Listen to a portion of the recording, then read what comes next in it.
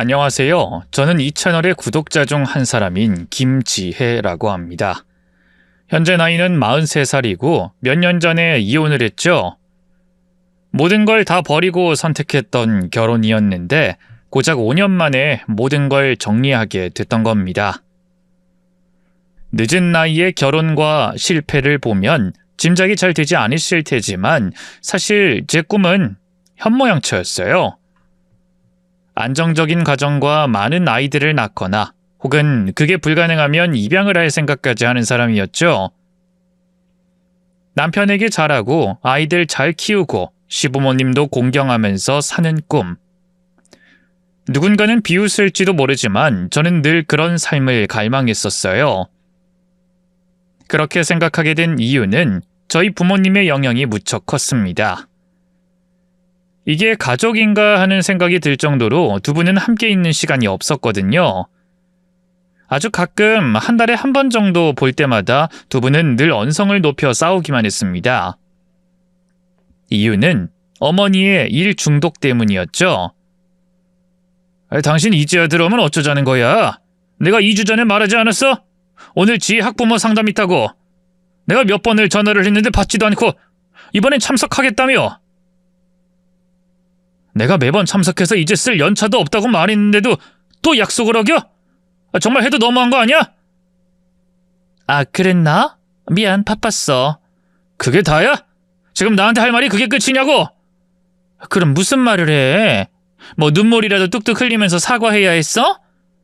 피곤해 죽겠는 사람 붙들고 뭐 하는 짓이야? 당신 진짜 양심에 찔리지도 않아? 당신 애 엄마야. 그것도 아직 엄마 손이 필요한. 무슨 애야, 중학생이. 초등학생이야. 그것도 몰라? 초등학교 5학년이라고. 학교 다니면 다 큰 거지 뭘 더 어떻게 하라는 거야. 숟가락 들고 다니면서 애 입에 밥이나 쑤셔놓고 이를 닦았는지 숙제는 했는지 묻고 또 묻는 그런 짓? 그래, 그런 거 바란다. 왜? 좀 해주면 덧나? 매번 나 혼자만 일을 하잖아. 집안일부터 애 보는 것까지. 나도 일해. 당신처럼 나도 일한다고. 누가 일하라고 등 떠밀었어? 막말로 내가 당신보다 벌면 더 벌어. 그래서 당신이 원하면 언제든 집에서 쉬라고 한 거고. 예전이야 남자가 가장이고 가족들 부양하는 책임이 있었겠지만 요즘은 아니야. 능력이 우선이고 남자들도 얼마든지 집안일 할 수 있어. 다른 남자들은 이런 말 들으면 춤이라도 추면서 감사하다고 했을걸? 배부른 소리 마. 나도 감사해. 나도 고맙다고 하고 싶고. 근데 왜 매번 얼굴만 보면 못 잡아먹어 안달이야? 내가 바라는 건 당신이 가족에 조금이라도 신경 써주는 거야. 내가 집안일하고 가정주부가 된다고 해서 당신이 덜 바빠진다면 100번도 그랬어. 근데 아니잖아. 내가 일 그만두고 애 전적으로 보는 순간 당신 분명히 더 일 늘리겠지. 그나마 지금처럼 보는 것도 불가능해질 거고. 내 말이 틀려? 그러니까 당신이 하는 게 마음에 안 드는 거야. 애 엄마면 엄마답게. 제발 좀 짜증나게 굴지 마. 애 엄만 일도 하면 안 되는 거야? 집구석에 박혀있으면서 재활용 분리수거 할 때만 나갔다 오는 그런 여자여야 해? 아님 온종일 떠드는 건 시집살이 이야기에 남편 험담이나 하는 그런 사람이 되길 바래? 누가 그렇다고 했어? 일을 해도 적당히 하라는 거잖아. 적당히 몰라? 적당히 했으면 내가 이 자리에 못 올라갔지. 적당히 해서 살아남을 수 없는 게 현실이고. 애엄마도 해야 하겠고 행복한 결혼생활도 해야겠고 남들처럼 적당히 즐기며 놀면서 여행도 다니면서 직장도 다녀야겠다? 그런 여자들 있어. 그래. 내 주변에도 차고 넘치지. 근데 그렇게 욕심내니까 아무것도 제대로 못하는 거야. 동료들에겐 민폐고 애들도 늘 불만이고 남편이랑도 사이가 안 좋지. 다 가지려다가 아무것도 못 가진 걸 모르고 스스로가 완벽하다고 생각하는 등신들이 꼭 있다고. 그런 사람을 내가 뭐라고 부르는 줄 알아? 패급. 그래도 노력은 하는 거잖아. 쉽지 않을 뿐이지. 아니지. 이것도 저것도 아닌 그저 그런 사람이 될 뿐이야. 그래서 난 선택한 거야. 일에 몰두하기로. 왜? 그게 훨씬 더 현실적이고 날 위해서 살 수 있는 길이니까. 그럼 다른 선택을 할 수는 있는 거 아니야? 그럴 수도. 근데 애들 뒤따라다니면서 아무리 열심히 살면? 자식한테 답답해서 숨 막혔다. 나한테 왜 집착하냐? 내가 당신 꿈이나 이뤄주려고 태어난 줄 아냐? 이런 소리거든. 그래서 난 나랑 내 일을 선택한 거야, 현명하게.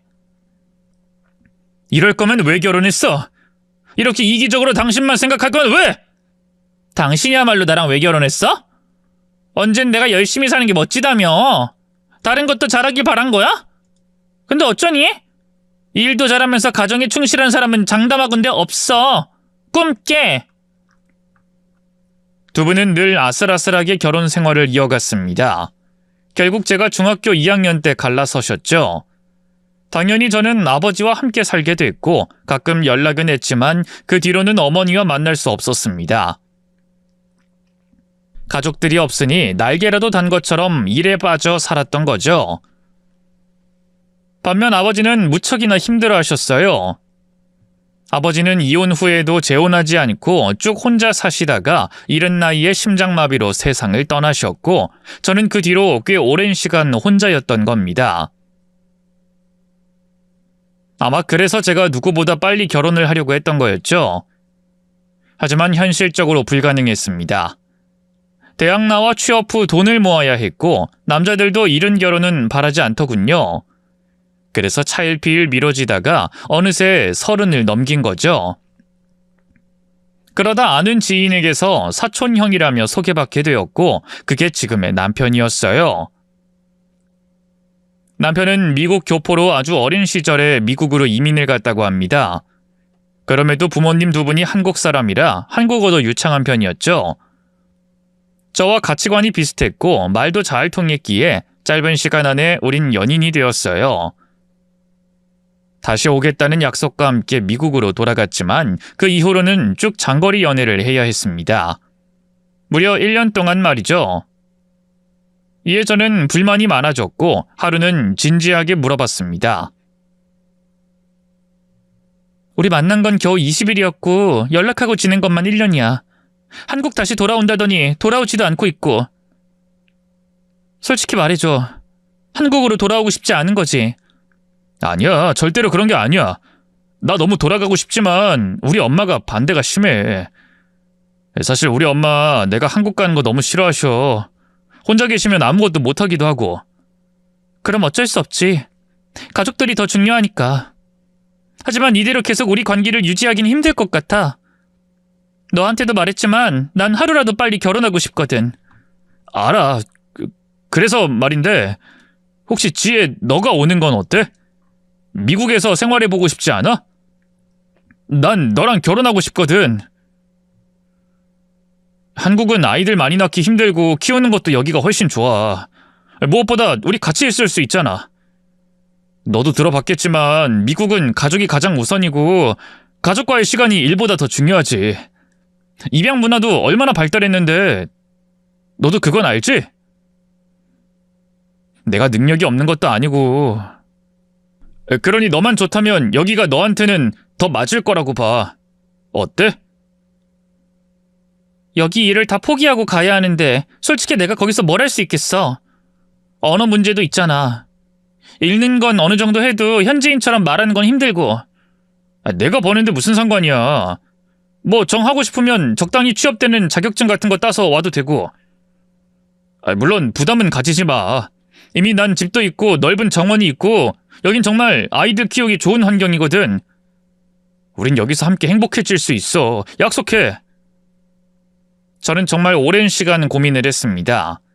그럼에도 누군가 희생하지 않으면 행복한 가정을 이룰 수 없다는 걸 누구보다 잘 알았기에 저는 모든 걸 버릴 각오를 하게 됐어요.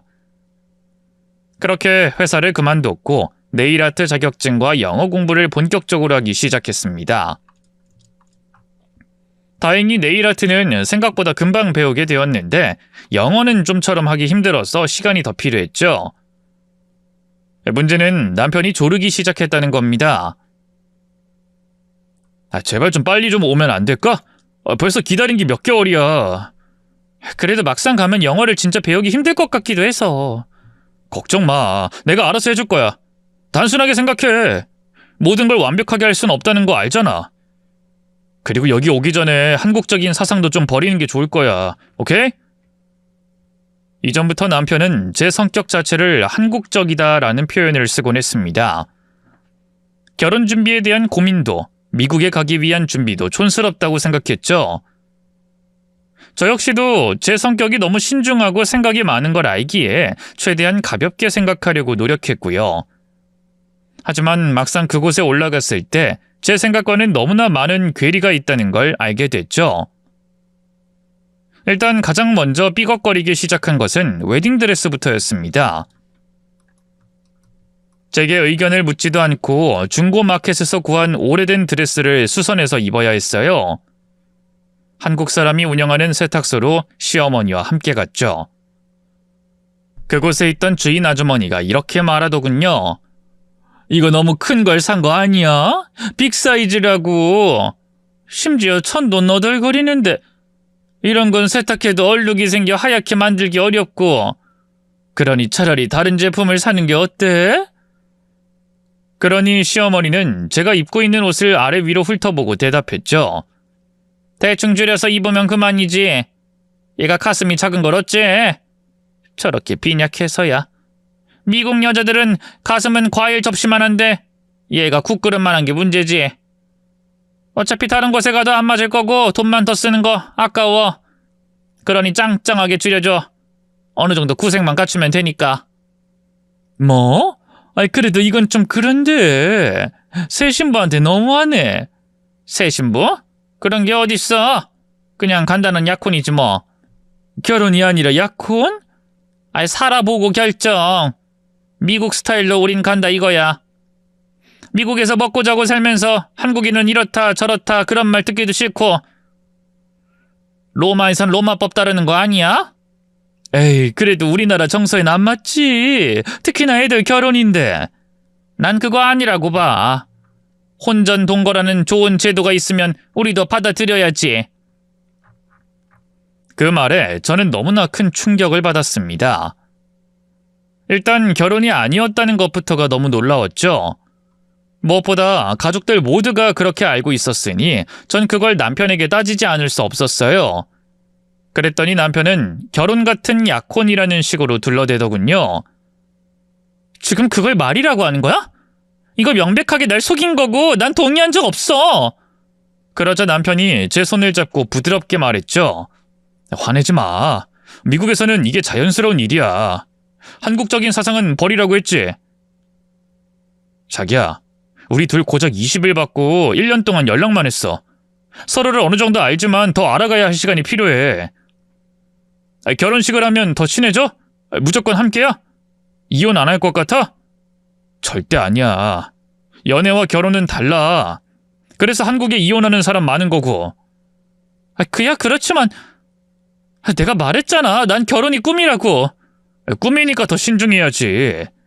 내가 어떤 사람인지 좋은 부모가 될 수 있는지 서로 알아보는 시간이야. 그러기 위해서 동거는 필수라고 봐. 하나의 과정이라고. 그러다 아이가 태어나면? 그땐 어쩌려고? 미국은 애 둘, 셋 낳고도 결혼 안 하는 사람 많고 그 누구도 그것에 대해 이상하다고 생각하지 않아. 물론 난 아이가 생기면 바로 결혼할 거야. 그 전까진 진짜 가족 되는 일, 그걸 준비하는 과정 뭐 그렇게 생각해줘. 우린 잘 지낼 거고 진짜 가족 될 테니까. 그래도 난 결혼을 하는 줄 알고 이미 사람들에게 그렇게 말을 해버렸는데? 그래, 그래서 교회에서 하는 거잖아. 약혼식이지만 결혼식처럼 생각하면 되는 거야. 너도 그냥 서류만 좀 미룬다 그렇게 받아들이고 보통의 부부처럼 살면 되는 거지. 지금이야 좀 혼란스럽겠지만 시간 흐르면 너도 이런 형식들이 나쁘지도 않다 생각될 거야. 한국을 떠났으니 이제 미국인처럼 사는 것뿐. 어때? 심플하지? 결국 저는 그 너덜너덜한 드레스에 오래된 교회에서 결혼식을 치러야 했죠. 친한 친구 몇 명에게만 제가 사비로 비행기표를 끊어줬고 어머니 역시 초대했지만 바쁘다고 오지 않으셨습니다. 해서 남편의 친구들, 직장 동료, 그리고 시부모님들의 지인들만 참석한 채로 초라한 결혼식을 치렀죠. 불만이 없었다고 하면 거짓말이지만 함께 살면서 행복하면 그만이라고 제 스스로를 다독였습니다. 하지만 얼마 지나지 않아 깨닫게 됐죠. 다른 사람들은 몰라도 시어머니는 한국 사람이라는 걸 말입니다. 결혼하고 가장 처음 시어머니가 제게 시킨 건 잔디 깎는 일이었죠. 그 문제로 이웃과 갈등이 있었는지 시어머니는 저를 잡고 호소를 했습니다. 망할 인간들. 내 집에 내 잔디를 기르든가 말든가 지들이 무슨 상관인데 지랄들인지 모르겠다. 한국인이었으면 확 들이박아버렸어 내가. 미국은 규정이 있으니까 저도 알아보니까 신고하면 벌금도 물어야 한다고 하더라고요. 난 몰랐잖아. 지들이 와서 매번 떠들다 가는 걸 보고 내가 뭘 알아. 경고장인지 뭔지가 왔다는데도 내가 읽을 줄 알아야지. 그래서 벌금 폭탄 맞았잖니. 어쨌든 너도 우리 집안 식구가 됐으니 여기 잔디 관리는 알아서 해. 집도 코앞이니 옮겨다니면 되겠다. 어? 제가요? 저는 잔디를 깎아본 적이 없는데 차라리 그이한테. 그이? 그이가 뭐야? 제이슨 정이라고 몇 번을 말하니? 내 이름도 엠마야 엠마.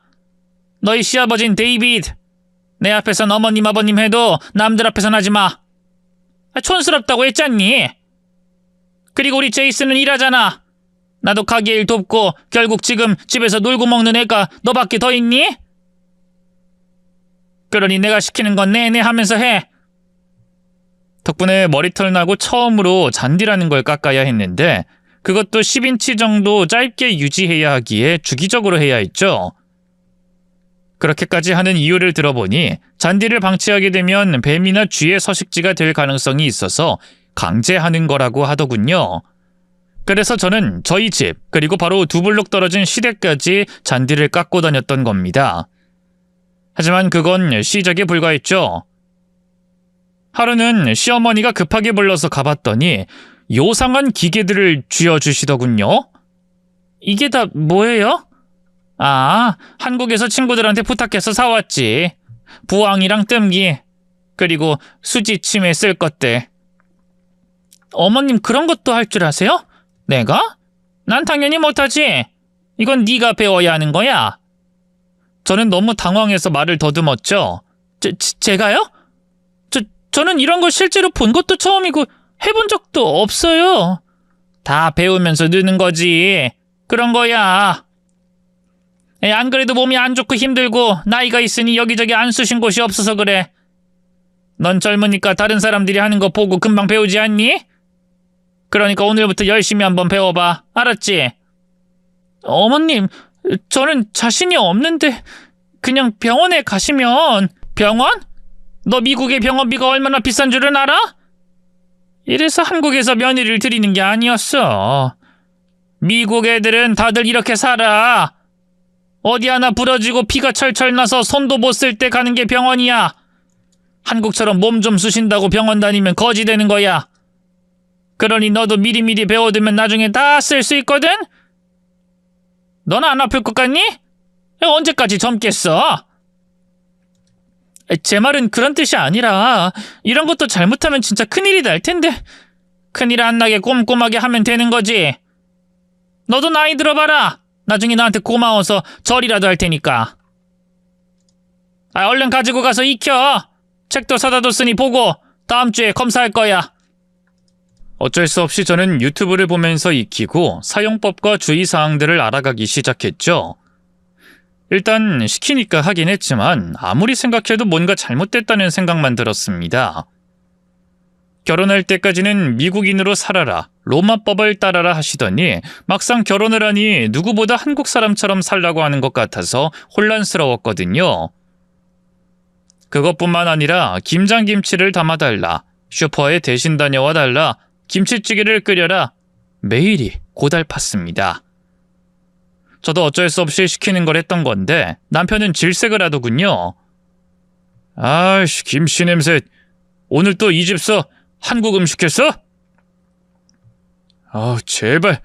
여기 미국이야. 내 친구들도 놀러 오고 할 텐데 동양인 사는 티를 꼭 내야겠어? 나도 그러기 싫어. 근데 매번 오셔서 하라고 하시잖아. 당신도 알잖아.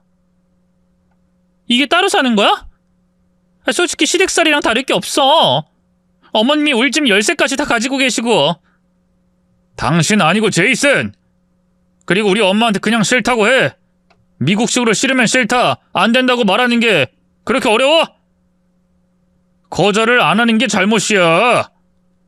남편의 말을 듣고 다음날 찾아온 시어머니의 요구를 거절했습니다. 최대한 좋게 말하면서 남편이 너무 냄새를 싫어한다는 말도 덧붙였죠. 그랬더니 시어머니가 이러시더군요. 어디서 우리 제이슨을 걸고 넘어져? 내가 많은 걸 바란 것도 아니고 치료 좀 해주고 밥 좀 달라는 게 불만이야? 너 어차피 미국 사람 아니고 한국인 아니니? 한국인이면 국에 찌개 먹는 거 똑같고 그럴 때 숟가락 젓가락 놓는 게 힘든 일이야? 어머님 그런 뜻이 아니라요. 아니긴 뭐가 아니야. 너 이러는 거 아니다. 솔직히 너 아니라고 해도 미국에 사는 교포랑 결혼할 여자들 널리고 널렸어. 모르긴 몰라도 미국 살게 해준다면 전 재산을 다 들고 와서라도 하겠다고 할 거라고. 근데 넌 뭘 믿고 그렇게 당당하니? 너가 여기서 뭘 했어? 돈을 벌어왔어? 아니면 영어를 유창하게 하기래? 그래서 최소한으로도 할 수 있는 것만 시킨 걸 그것도 못하겠다고 우리 제이슨한테 쪼르르 잃은 거니? 뻔뻔하게 우리 제이슨이랑 데이비드가 번 돈으로 먹고 사는 주제. 우리 집은 절대 놀고 먹는 사람 없다. 그것만 알아둬. 남편은 미국식을 강요하고 시어머니는 본인 유리한 것을 강요하니 그때부터 저는 그냥 반은 포기하고 살기 시작했습니다. 그래도 하나 다행인 것은 저희 바로 옆집에 살고 있던 필리핀 여성과 친해졌다는 거였죠. 처음에는 인사를 나누는 게 전부였지만 그 무렵 제가 잔디깎기를 완벽하게 할 줄 알게 되면서 급격하게 가까워진 겁니다. 저는 그 집 잔디를 깎아주고 그 친구는 제게 영어를 가르쳐줬죠. 기본적인 생활 영어부터 일을 할 때 쓸 수 있는 문장까지 달달 외우는 무식한 방법이긴 했지만 덕분에 실력은 날이 갈수록 좋아졌습니다. 근데 시어머니는 그 사실도 달가워하지 않으셨어요. 설마 또 그 필리핀 여자 만나고 온 거야? 너 그 집에서 종살아? 종살다뇨. 그냥 서로 도움되는 걸 해주는 거죠. 영어 배우고 왔어요. 아이고, 세상에나. 영어 잘하는 미국인이 길거리에 치이고 치이는데 굳이 필리핀 그쪽 사람한테 영어를?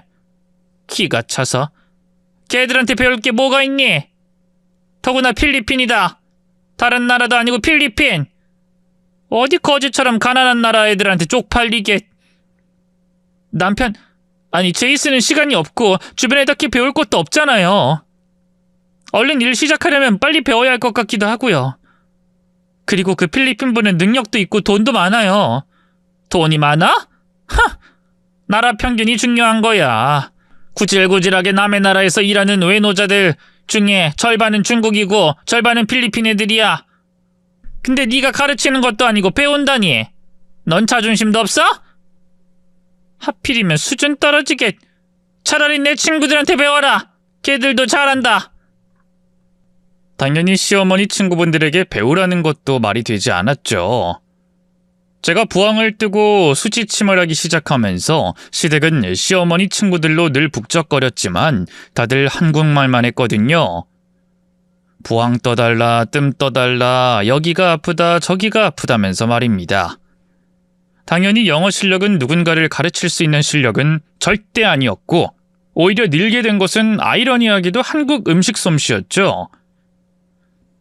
그분들은 치료가 끝나면 서로 먹고 싶은 걸 말하기 바빴고 저는 요리까지 대접해야 했습니다. 뿐만 아니라 청소나 뒷정리까지 제 담당이 되었고 집도 가까우니 피할 수도 없었죠. 하루에 평균 15시간을 함께 있었으니 따로 살긴 했지만 시댁살이를 하는 것과 크게 다르지 않았던 겁니다. 그래서 저는 오직 시집살이에서 벗어나기 위해서 일자리를 구했죠. 시부모님 공경하고 남편과 행복하게 살고 아이를 꿈꿨던 제가 부끄럽게도 도망을 친 거였습니다. 다행히 얼마 만에 바로 일을 시작하게 됐죠. 처음에 어찌나 식은땀이 뻘뻘 나던지 정신을 못 차렸습니다.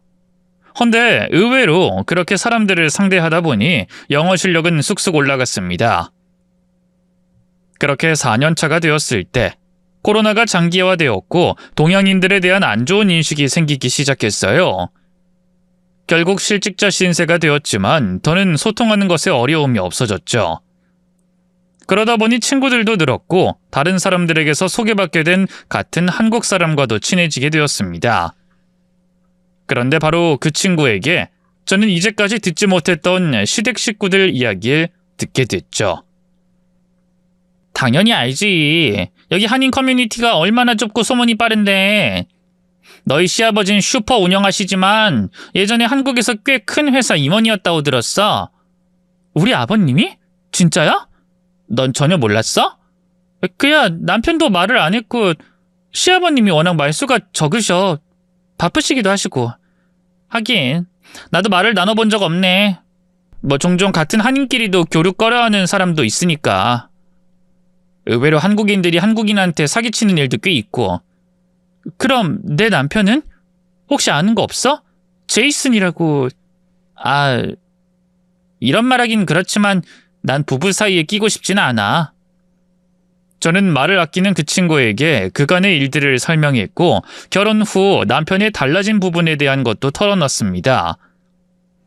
일단 남편은 제게 말했던 것처럼 돈을 잘 벌지 못했어요. 마트에서 가구를 판매하는 사원으로 일을 했는데 고작 두 사람 생활하는 돈도 빠듯한 수준이었죠. 그래서 시아버님의 도움을 받아 생활한 적도 여러 번이었고요.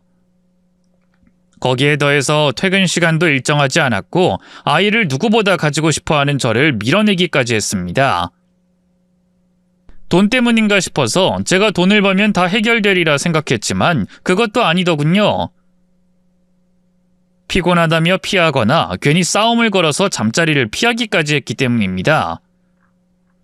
그 이야기를 들은 친구는 고민 끝에 입을 열었죠. 실은 제이슨 걔 매일 저녁에 일 끝나면 한 여자랑 어울려 다녀. 꽤 오래됐어. 한 7년? 뭐? 7년? 그냥 친구라거나. 친구는 무슨. 아무리 미국이라고 해도 약혼자와 진지하게 동거 중인데 그렇게 매일 친구를 만나진 않아. 더구나 그 여자 한국인이야. 유학생인가? 취업인가? 뭐 그랬던 것 같아. 그 말을 들은 저는 남편이 돌아올 때까지 기다렸다 바로 이야기를 꺼냈습니다. 그 친구가 말했다는 것만 빼고 사람들이 다 알고 있었고 이런 소문까지 있더라는 식으로요. 제가 상상했던 반응은 당황스러움이었지만 남편은 어깨만 으쓱할 뿐 별일 아니라고 했죠. 그게 별일이 왜 아니야? 주말도 아니고 평일에도 내내 그 여자랑 붙어 다닌 건데. 친구야 친구. 미국은 원래 친구랑 그렇게 해. 가벼운 포옹이고 입맞춤 정도지. 뭐? 그 말은 스킨십도 했다는 소리야? 다들 아시겠지만 제가 붙어 있었다고 하는 말은 그런 뜻이 아니었습니다. 그런데 한국어를 잘하긴 해도 문해력이 부족한 남편 혼자서 추측하고 이실직고 했던 거였어요. 저는 눈이 돌아버릴 것 같았죠. 그때 잠깐 남편은 당황하더니 이내 다시 고개를 저었습니다. 제발 촌스럽게 좀 굴지 마. 여기 미국이야. 잊었어? 한국에선 어떨지 모르겠지만 여긴 달라. 헤어진 전 연인, 이혼한 부부도 친구가 되는 곳이라고. 다른 사람은 몰라도 그 친구는 그냥 둬. 나한테 소중한 사람이니까. 포옹이나 입맞춤도 작별 인사 같은 거였고. 지금 결혼한 내 앞에서 소중한 사람이라고 편드니? 뽀뽀까지 해놓고 그런 사이가 아니라고? 심지어 그 태도는 뭐야? 미안하다고 사과를 해도 모자란데? 난 떳떳해. 그리고 내가 누굴 만나는지 그 사람이 누군지 너한테 말할 의무 없어. 개인적인 부분이니까. 우린 심지어 진짜 부부가 된 게 아니잖아. 알아가는 단계라고 해야 정확하지. 알아가는 단계? 언제는 부부나 다름없다며. 그래서 결혼식도 한 거고. 그냥 서류상으로만 그런 거라며. 근데 이제 와서 뭐?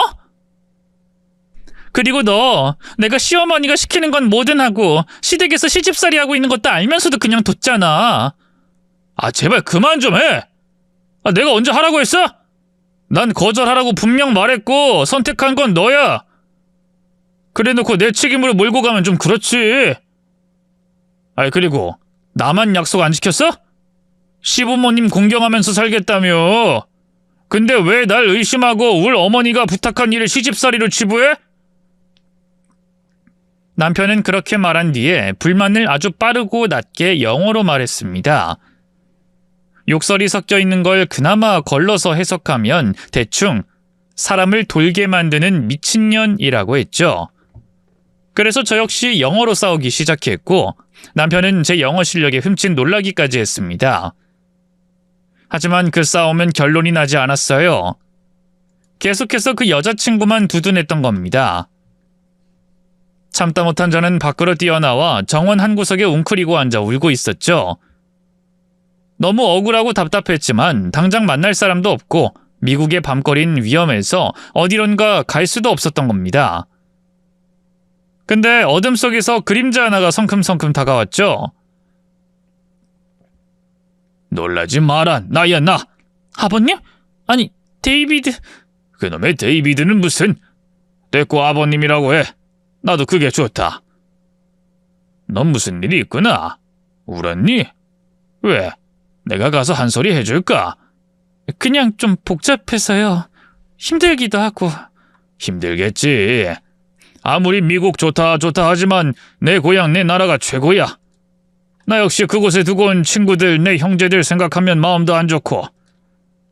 네 마음 난 충분히 이해한다. 내가 너 기분 좋아지라고 우리 집 비밀 하나 알려줄까? 비밀이요? 그래. 사실 내 아들 이름은 정병식이야. 병식. 내 마누라 이름은 박순자고.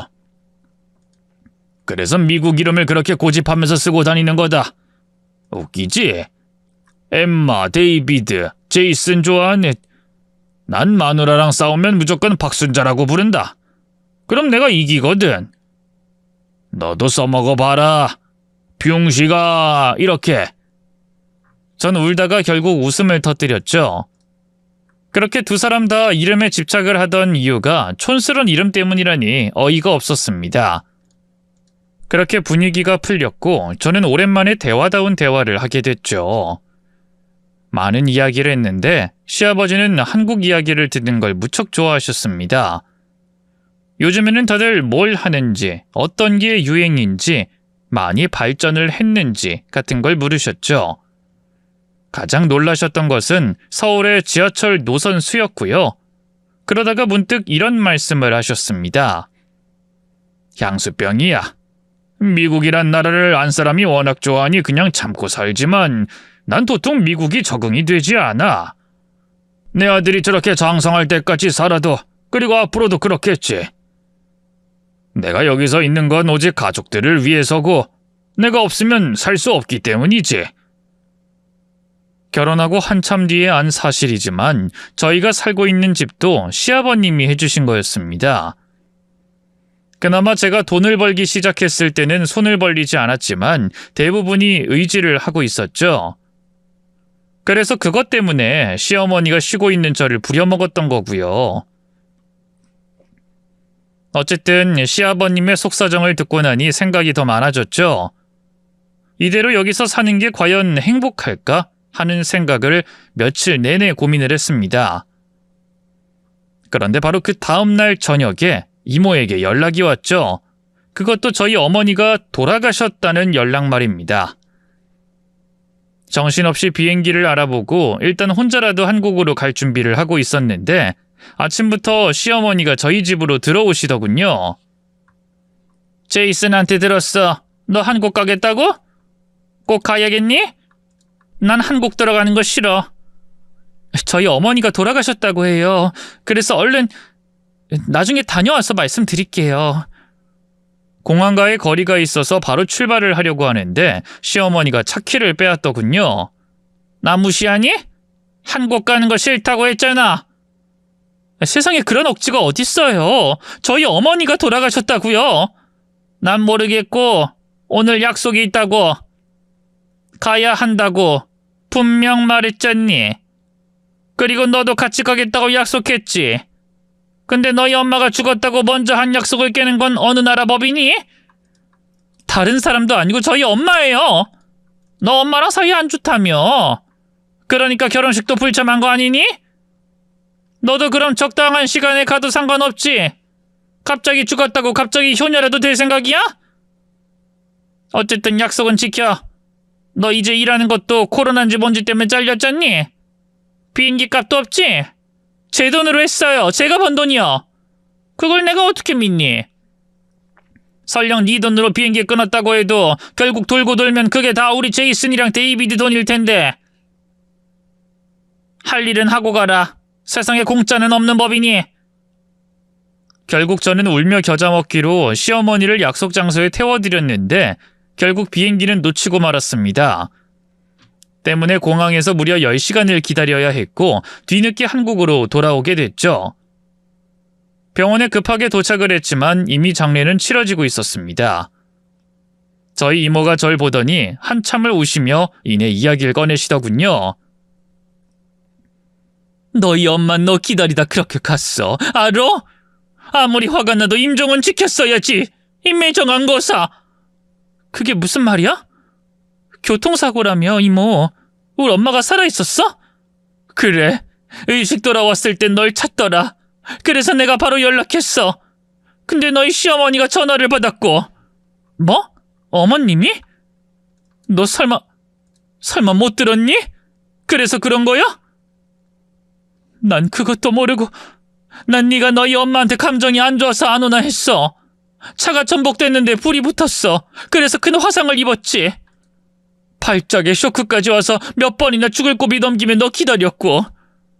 언니가 너한테 미안하다고, 정말 미안하다고 전해주래. 많이 후회했다고. 그게 우리 언니 마지막 유언이었다. 이모는 시어머니에게 모든 사실을 다 이야기했다고 합니다. 그런데 시어머니가 제게 전달은 해주겠지만 워낙 사이가 안 좋았으니 더 이상 전화로 강요는 하지 말아달라고 했다더군요. 그래서 이모도 발을 동동 구르면서 제게 더 전화를 못했던 거고 반면 전달을 못 받은 저는 아무것도 몰랐던 거였죠.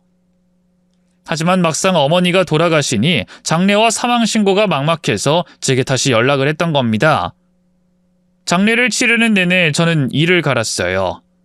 너무 분해서 복수라도 하고 싶었던 겁니다. 그러다 문득 이모에게 물었죠. 이모부 바람나 이혼했을 때 복수했어? 했지. 아주 그냥 머리털을 몽땅 뽑고 무릎까지 꿇려서 싹싹 빌게 했거든. 저는 순간 시어머니와 남편의 머리털을 뽑는 상상을 했고 바로 포기를 했습니다. 대단하네. 난 그렇게 못할 것 같은데. 그땐 나도 내가 대단하다고 생각했어. 근데 그거 아니더라. 복수가 아니었다고. 내 앞에서 울고 짜고 미안하다 사과하고 그러더니 결국 다시 붙어먹었어. 내가 이혼하자마자 둘이 좋아서 같이 살더라. 난 말이지 그냥 그 인간들에게 넘을 수 없는 역경이고 난관이었던 거야. 오히려 더 좋아 죽어. 근데 웃긴 게 뭔지 알아? 그리고 딱 1년 살다 끝나더라. 왜? 사랑이 식었어? 아니, 돈이었어. 전 남편이 사업 쫄딱 말아먹었거든. 최고의 복수는 돈줄을 끊는 거라는 걸 내가 그때 깨달았잖니. 머리털 뽑고 욕하는 거? 잠깐은 좋겠지. 하지만 길게 보면 돈만큼 확실한 복수가 없어. 아주 센 거지로 만들어서 한겨울에 거리로 내쫓아봐. 그 불타던 사랑도 음식처럼 차게 식을 테니. 그게 진짜 복수지. 저는 이모의 조언대로 방법을 구상하기 시작했습니다. 하지만 저는 서류상으로는 결혼한 것도 아니라 위자료 받을 방법도 막막했고 시어머니나 남편의 돈줄을 막는 것도 불가능했죠. 왜냐면 시어머니는 가끔 가게 일을 돕긴 해도 돈을 번다고 할 수 없는 수준이었고 남편 역시 시아버지에게 의지하고 있었으니까요. 그러니 시아버지만 빼돌리면 복수가 완성되겠구나 싶었죠. 그 집의 유일한 돈줄이었고 향수병으로 힘들어하는 사람이었으니 어려울 게 없어 보였거든요. 하지만 막상 그 오랜 시간을 가족들을 위해 싫어하는 미국에서 사는 걸 보니 불가능할 것도 같았습니다.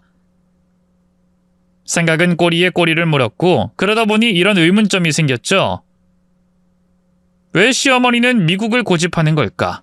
아버님이 대기업 임원이었다면 여기서 더 잘 살 수 있었을 텐데 굳이 왜? 아들의 교육을 위해? 그렇다고 하기엔 남편의 학력과 직업만 봐도 그런 류의 이민이 아닌 게 확실한데 심지어 어머님은 한국 음식만 좋아하고 한국 사람들과만 어울리면서 미국에서 살고 싶어 한다? 이건 너무 앞뒤가 안 맞아. 분명 다른 이유가 있구나. 저는 결국 그 의문에 답을 얻기 위해서 흥신소를 찾았습니다. 시아버지에게 들었던 남편과 시어머니의 본명, 그리고 고향과 나이로만 의뢰를 했죠.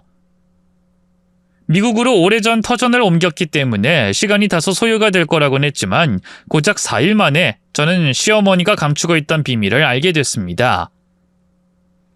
남편이 시아버지가 아닌 박영태라는 남자의 아들이라는 걸 말이죠. 실제로 저는 그 말을 믿지 못해 남자를 직접 만났는데 의심할 것도 없었어요. 왜냐하면 그 아저씨는 저희 남편과 너무나 닮아 있었기 때문이었습니다. 인매며 눈이며 다른 부분을 찾기 힘들 정도로 완전히 붕어빵이었죠. 그래서 저는 그 길로 미국행 비행기에 올랐습니다. 가장 먼저 아버님의 가게로 가서 그 사실을 알렸죠. 처음에는 당연히 믿지 못했지만 제가 그 남자의 사진을 보여주자 눈물까지 터뜨렸습니다. 평생을 읽어온 모든 걸 버리고 한국을 떠나면서까지 지켰던 가족에 대한 부정, 자신의 아내에 대한 배신감으로 무척 힘들어하셨죠. 그래서 저는 마음이 약해지고 말았어요. 다른 사람까지 상처를 주는 이 복수를 꼭 해야 했을까? 양심이 찔리기도 했죠. 유일하게 저를 인간처럼 대해주신 분이었기에 마음이 복잡했습니다. 헌데 아버님이 말씀하시더군요. 아가, 난 괜찮다. 난 괜찮으니까 너 하고 싶은 거 다 하고 그리 떠나. 하지만 아버님, 제가 괜히 말을 했다는 생각만 들어서요. 아니, 한국으로 돌아갈 명분 아닌 명분도 생겼으니 이참에 정리하고 돌아갈 생각이다. 물론 이제 와서 이 나이 먹고 잘잘못 따져 뭐하겠니?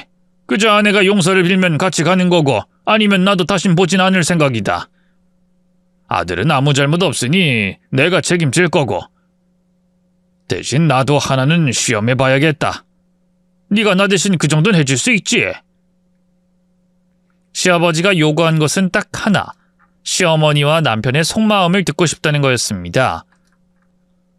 제게 통화 중을 유지하며 이야기를 해달라고 했죠. 그래서 저는 집으로 들어가기 전에 통화 버튼을 누르고 조심스럽게 휴대폰을 손에 쥐고 그렇게 들어갔습니다. 마침 시어머니는 저희 집에 와 있었고 남편과 이야기를 나누고 계셨죠. 제게 한국에 다녀오면서 빈손으로 왔다고 투덜거려서 저는 빈손이 아니라는 말과 동시에 남편의 친부 사진을 들려줬습니다.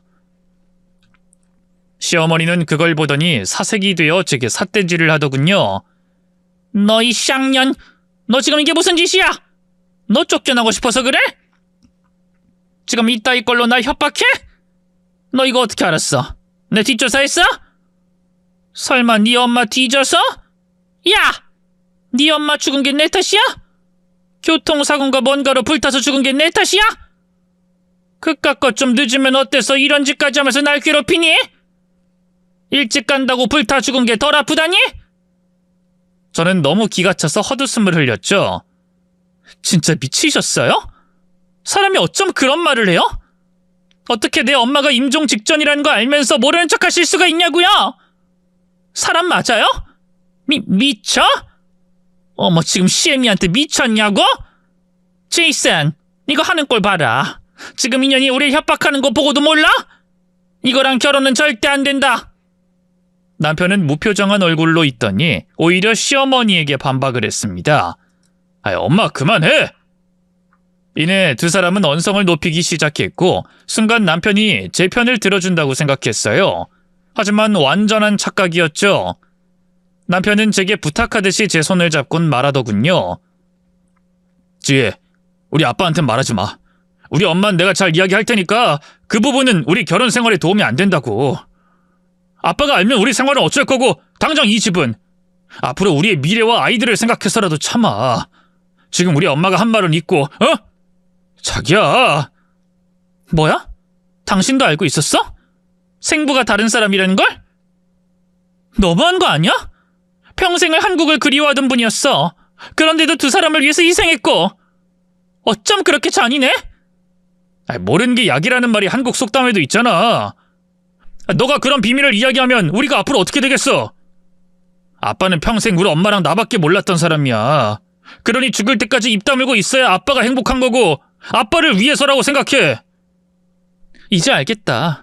당신의 행복이라는 기준은 혼자만 행복하면 되는 거였어. 당신이 아니고 제이슨! 아까부터 계속 당신 듣기 싫어! 내가 몇 번을 말해! 저는 배를 잡고 웃다가 고개를 들었죠. 제이슨 좋아하시네. 뷰씨가 정신 똑바로 차려. 제이슨? 엠마? 뷰식이랑 순자씨 작작들 좀 하세요. 둘 다 심플하고 쿨한 거 좋아하면서 왜 본명을 그렇게 필사적으로 감춰요? 촌스럽게. 아, 너 그런 말도 했잖아. 미국 마인드로 전 연인 이혼한 사람이랑도 친구할 수 있다고. 그래서 내가 여기 집 주소로 가르쳐줬어. 누구한테? 너 생부한테. 여권 만들고 바로 달려오겠다고 하더라. 참고로 그 사람은 백수야, 백수. 우리 아버님처럼 능력이 없다 이거지. 제 말에 시어머니는 발작하듯이 일어나서 제 머리채를 휘어잡았죠. 이 망할 년이 귀엽고 우리 가족들을 박살내려고. 박살낸 건 어머님이잖아요. 바람이나 피우고 남편 속인 주제. 저도 대꾸하며 같이 머리채를 잡았죠. 그리고 그때 시아버님이 집 안으로 들어오셨습니다. 살면서 한 번을 저희 집에 온 적이 없었기에 남편도 시어머니도 모두 놀라서 행동을 멈췄죠. 데이비드, 여긴 어떻게 왔어? 일단 우리 나가서. 망할 데이비드 소리 좀 그만해. 나 둘 다 알고 있었다는 거 다 들었어. 나 새아가랑 통화 중이었어. 설마 했는데 병식이 너도 날 속인 거였어? 그래도 난 두 사람 믿었고 적어도 잘못을 빌면 용서하려고 했었는데 어떻게 이래? 어쩜 이렇게 끔찍한 짓을 해? 여보 제발 나도 어쩔 수 없었어. 그 인간이 협박을 했고 당신이랑 우리 애 지키려면 이 방법이 최선이었어. 그리고 당신도 잘 생각해봐. 우리 여기 이제 적응했잖아. 여기서 장사도 잘하고 있고. 근데 이제 와서 이 나이에 뭘 더 하려고? 이러지 마, 데이비드. 뭐? 지금 그걸 말이라고 해? 난 그저 현실적으로 생각하라는 거야, 현실. 당신이랑 나 이혼하면 위자료 액수 감당할 수 있어? 여긴 불륜, 바람, 다른 사람의 아이 이런 건 신경도 안 써. 그럼 그 돈으로 한국서 살 수 있겠어? 제대로 된 집 한 채 구할 수 있을까? 뭐 집은 되겠지. 근데 생활은 어쩔 거야? 한국 생각보다 만만하지 않아. 그러니 제발 좀 넘어가자. 우리 사랑 타령하긴 늙었어, 여보. 그것보다 더 중요한 건 우리 가족이 함께하는 거 아니야? 시아버지는 그 말에 몸에 힘이 빠진 듯 휘청거렸습니다. 그러자 남편도 거들더군요. 아빠, 엄마 말이 맞아. 생부는 그냥 생물학적인 건데 우리 심플하게 생각하자. 솔직히 말해서 아빠가 예전에 대기업 임원이었지 지금 한국 가면 그냥 늙은 할아버지야. 누가 반길 거라고 생각해? 친척? 오히려 짐스럽다고 생각할 거고 아빠 친구들도 부담스러워할 거야. 일은 뭐 할 건데? 폐지라도 줄게? 괜히 고집 피우지 말고 그냥 살던 것처럼 살아. 그때 저는 준비해둔 복수의 카드를 꺼냈죠. 내가 반겨.